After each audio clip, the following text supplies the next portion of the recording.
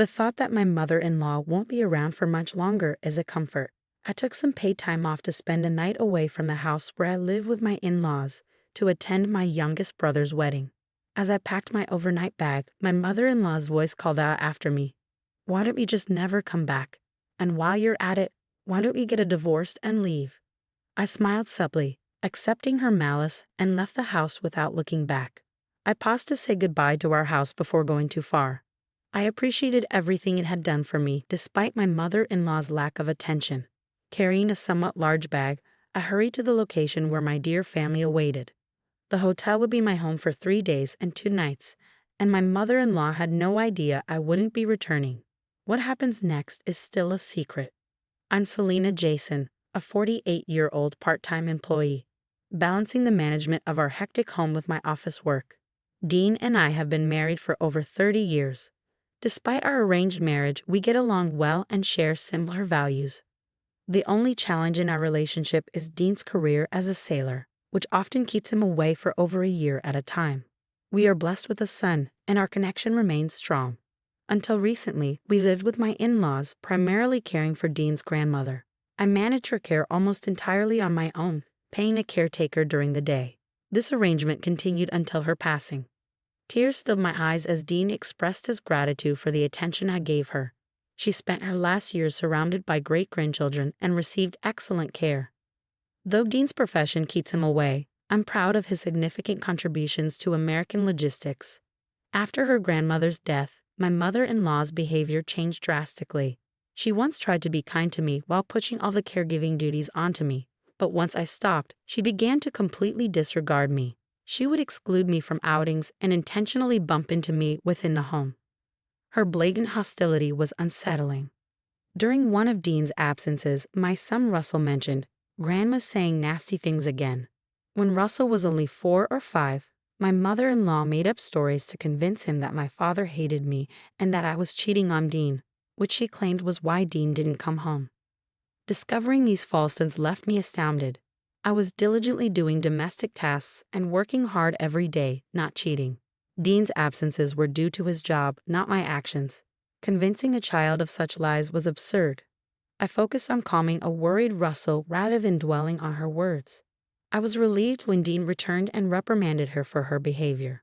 Now that Dean is back, my mother-in-law seems to be making the most of his presence by keeping me busy. Despite the caregiving being over, she insists on meticulous cleaning and gives me difficult recipes to follow. Recently, she hosted a drama marathon, inviting local ladies over, leaving a mess of drink spills and food wrappers for me to clean up. It added more work during an already hectic time before dinner. I was sweating from the cleanup, irritated by her constant demands to hurry up and make supper. She claimed to be too full from snacks, but didn't even sit at the table for dinner. Russell's complaint that my mother-in-law said she didn't like me and that I should go away only made me more irate. He suggested it might be best if we lived apart from her. After calming down Russell and preparing him for bed, I knew I needed to have a serious conversation with Dean. One day, after Russell left, I suddenly started to feel sick. I was sweating, my face was hot, and my limbs were freezing. My menopausal symptoms were especially bad on that specific day. Since last year, I've been feeling strange, and the doctors have determined that it's menopause. They were monitoring my condition without prescribing anything, but there were difficult days. I questioned if the stress from my mother-in-law's actions was affecting my health. By nightfall, I felt worse and found myself resting in my room. My mother-in-law was yelling at me to come to supper as I heard her approaching. I was having trouble simply sitting up. I thought about pretending to be asleep, but she pulled the cover off me. She clapped her hands and demanded supper, so I reluctantly sat up. Given that my grandmother-in-law used to manage the kitchen, I reasoned that if my mother-in-law wanted supper, she should prepare it herself. Lately, it had just been me in the kitchen. My mother-in-law hardly ever went in there except to set the dishes while Dean was home. Maybe she wasn't a good chef. I told her I was having trouble with menopause and couldn't do the chores today since I was so tired. Having experienced menopausal symptoms herself, I thought she would understand. Her response, though, was far from empathetic. She snorted, turned a sack over my head, and I screamed a little in the darkened room as things fell down around me. I was nauseous after waking up but wasn't sure why right away. A minute later, I discovered the fragrance surrounding me was that of potatoes. My mother-in-law had thrown snack crumbs all over me, and the bag she'd have flipped upside down was almost empty. It was so unexpected that I was taken aback. With a tongue click, she exited the room. I lay in bed, hurting, reprimanded, and drenched in crumbs. Rather than being angry, I experienced an odd, almost dreamlike feeling, as though I was seeing something peculiar.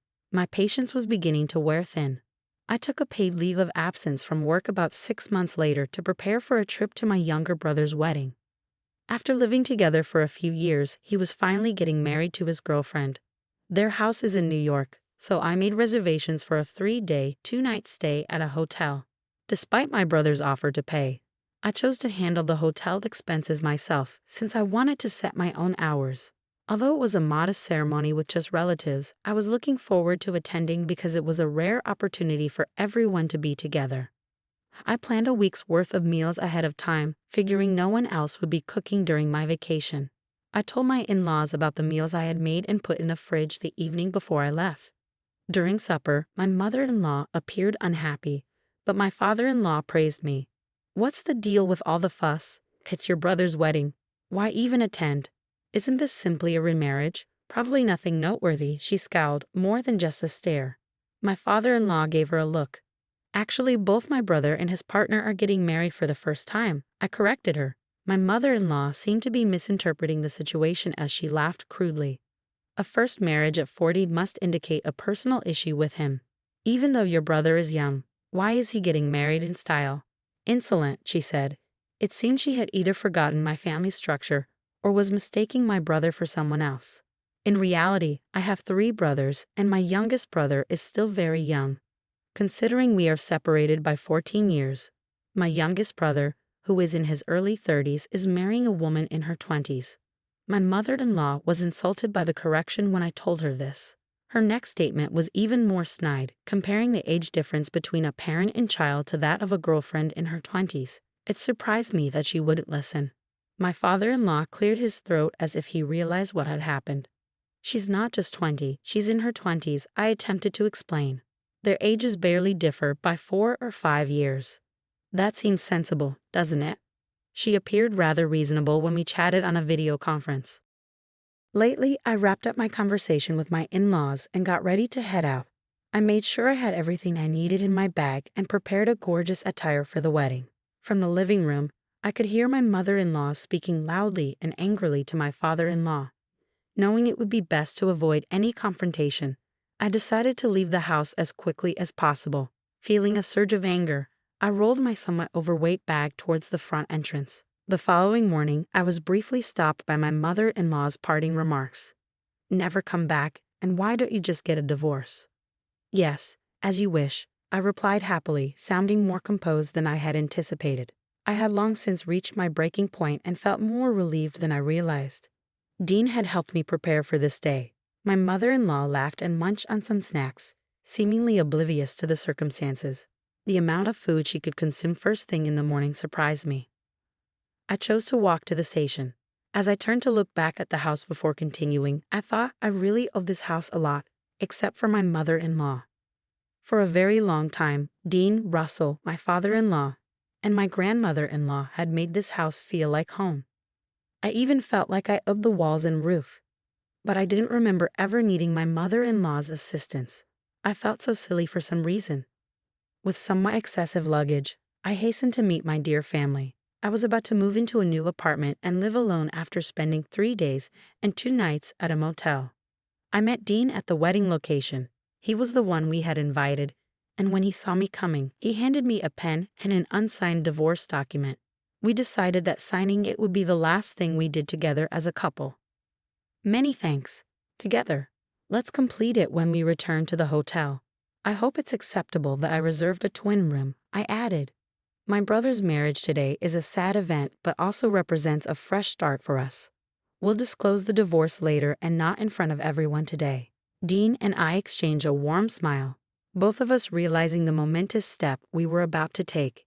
It seemed so weighty to even consider signing that one piece of paper representing the dissolution of our more than 30-year marriage. Dean comforted me, saying that being with him had always made me truly happy, so I apologized. I didn't mind that he was frequently away from home for work because I knew this from the beginning. Well, except for his mother. Apologize not. You've made a fantastic spouse, I added. Let's stay close friends moving forward.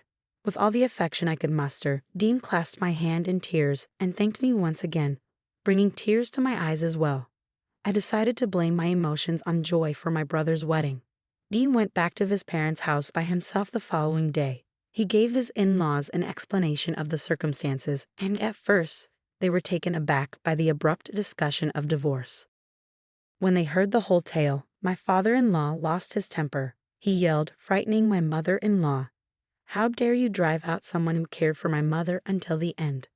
My father-in-law had been a great support and caring partner, even though I had been the one doing most of the physical labor and taking care of my grandmother-in-law. It seems that my father-in-law had secretly grumbled about my mother-in-law's lack of contribution. He went up to her and voiced his complaints. Since entering the family through marriage, you have never been good at cleaning. You gave birth to our baby, so I remained mute. However, you have taken advantage of my mother's indulgence to avoid lending a hand. Selena accomplished everything. You're nothing like her, he said. The comparison to me made him even more enraged. You ought to have been the one to depart.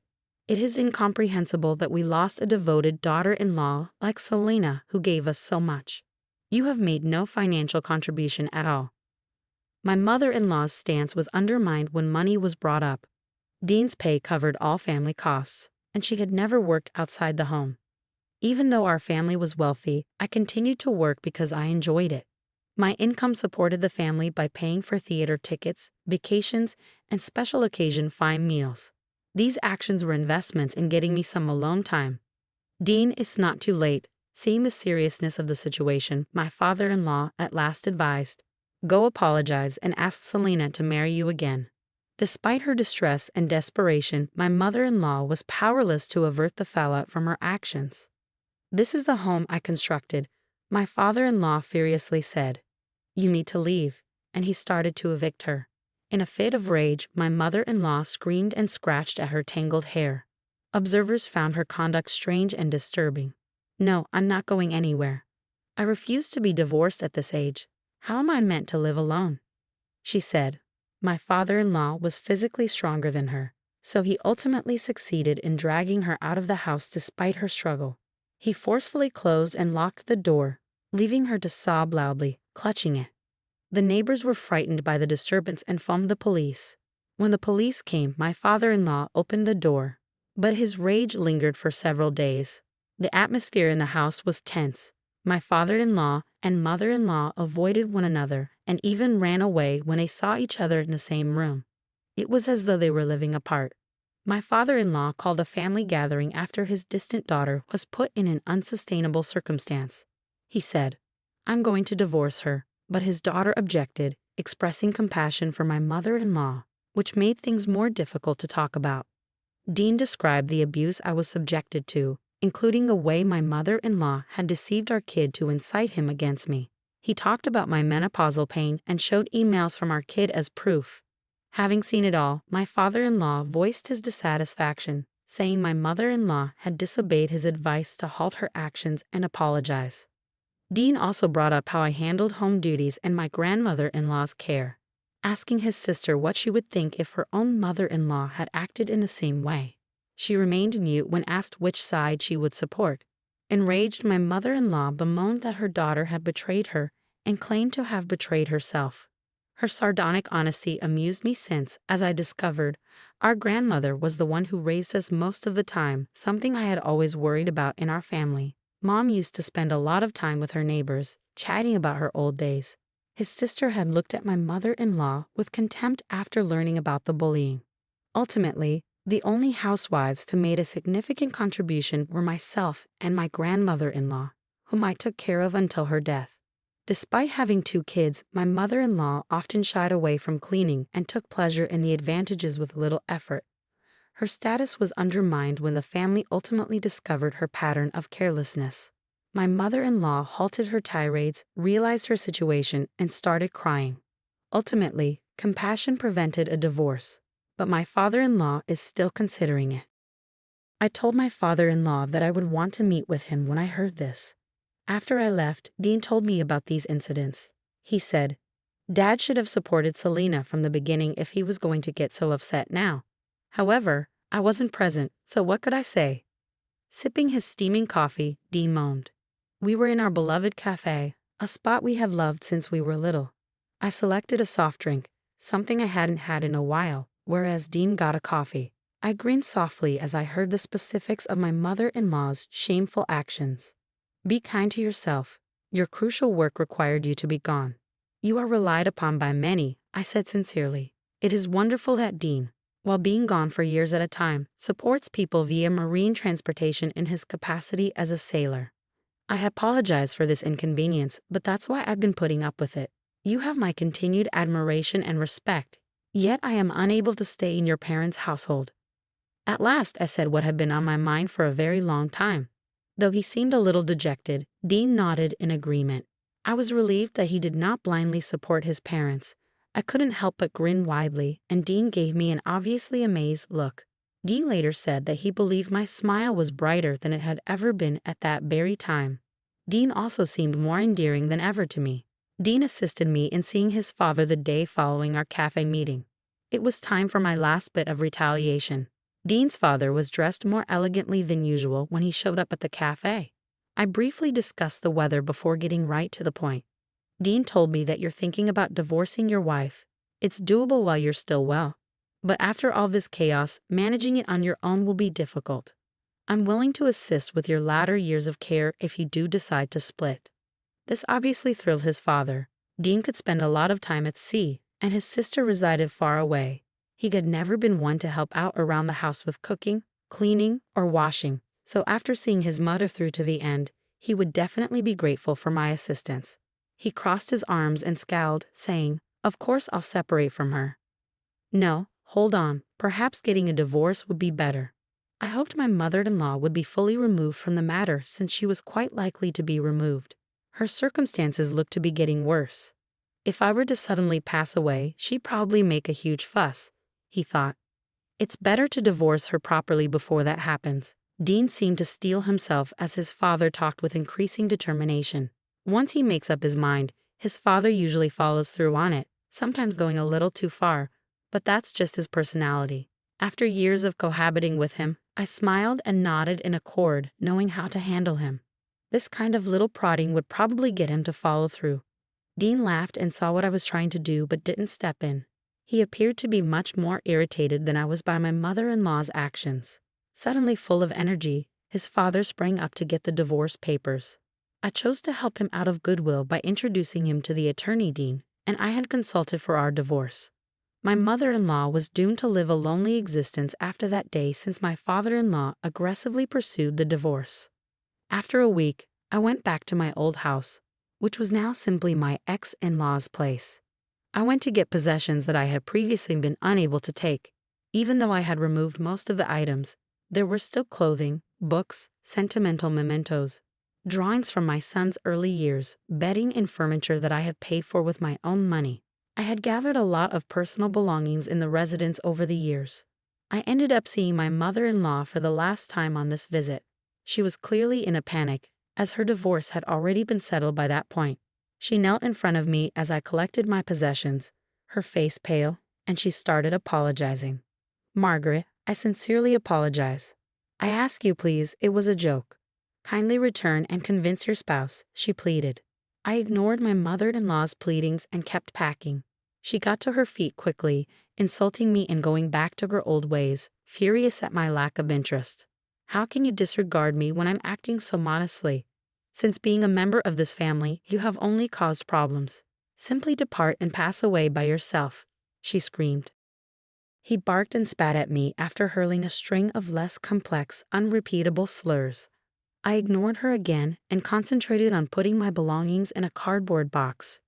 She let out a sudden cry and rushed towards the box, turning it over. Startled, I ducked as she had a fit, kicking and stomping the clothing, scattering them across the floor. Enough? Dean scowled at his mother and yelled. His normally submissive nature had grown into a powerful figure, surprising his mother despite his habit of complying. I turned to my mother-in-law and held Dean back with one hand while maintaining a neutral look. I am not your daughter-in-law anymore. You are not my mother-in-law anymore. We are no longer in a relationship. I'm grateful for nothing. It was not you but your father-in-law and grandmother that assisted me. I hurried over the jumbled garments and stuffed them into the box without folding any of them. Strange, don't touch my belongings. Farewell, I said, directing a final remark at my messy mother-in-law. I hurried out of the room, ready to be away from her. I gave Dean a call to take care of the stuff that was left. I waited for my brother to go after getting into his car. My mother-in-law was still screaming inside the home, but I wasn't going to waste time listening. I heard her weep in sorrow and keep beating her own head after we departed. She appeared to regret cutting off her final hope, but there was never going to be a possibility for reconciliation. Sadly, it was too late for her regrets to be significant. My mother-in-law was ultimately forced to move out and started living alone in a small apartment about a month later. Every now and again, Dean and his sister stop over to see how she's doing. I've heard that she resides indoors most of the time, hardly takes a shower, and wears her old clothing as pajamas. She spends her days eating cheap snacks and fast food and complaining about how poor her life is. Even though she and my father-in-law divided some assets during the divorce, it wasn't much, which meant she would be financially unstable as she aged. Personally, I'm not offering any assistance. Is that not evident? Dean's mother was always proud of him because he was a well-paid sailor. It never occurred to her that her own kid might cut her off altogether. Ironically, she is now the one who is unable to return, despite having previously advised me to leave and obtain a divorce. Similar to the proverb, curses return upon those who curse, my mother-in-law ought to have been prepared to deal with her own bad luck if she cast bad luck wishes on other people. I live a quiet life with my cat in an apartment approximately 30 minutes away from my former in-law's house.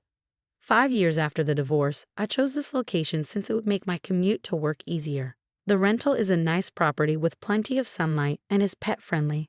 Every week, I still go see my ex-father-in-law and make him different meals. Since the divorce, our relationship seems to have improved. Considering how much I still assist, my distant sister-in-law can scarcely meet my sight. Dean and I communicate frequently. We make it a point to go on dates as soon as he gets back from his lengthy maritime travels.